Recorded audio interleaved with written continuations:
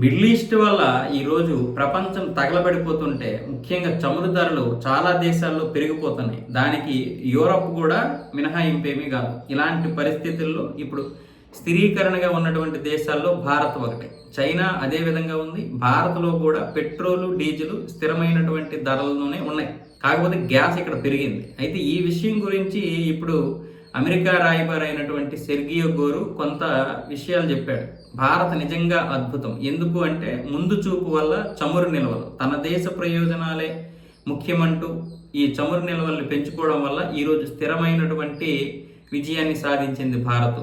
పైగా భారత్లో ఈ శుద్ధి కర్మాగారాలు అంటే ఈ ముడి చమురు ఏదైతే ఉందో ఈ క్రూడ్ ఆయిల్ని శుద్ధి చేసి 5-6 రకాల ఆయిల్లు తీస్తుంది. పెట్రోలు, డీజిలు, అలాగే ఫ్లైట్లకి, హెలికాప్టర్లకు కావాల్సినటువంటి ఫ్యూయిలు, కిరోసిను, ఇంకేవేవో దాని తర్వాత వచ్చేటటువంటి ఖనిజాలను కూడా తను శుద్ధి చేసుకుంటుంది.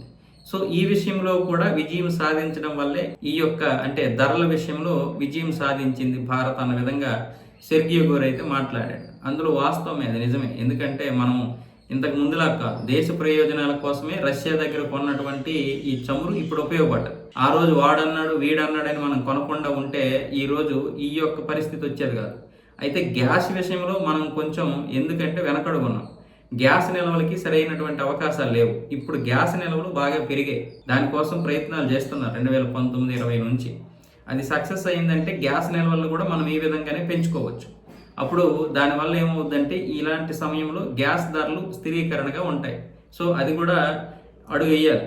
ఇలా ఒక్కొక్కటి సాధించుకుంటూ వెళ్ళడానికి సమయం పడుతూ ఉంటుంది. ఒక్కొక్కటి సాధిస్తుంది కదా భారత్. కొన్ని సమయాల్లో ఇలాంటి పరిస్థితులు వస్తుంటాయి. ఒక విషయాన్ని ప్రభుత్వం భరిస్తే కొన్ని విషయాల్లో ప్రజలు భరించాల్సి ఉంటుంది.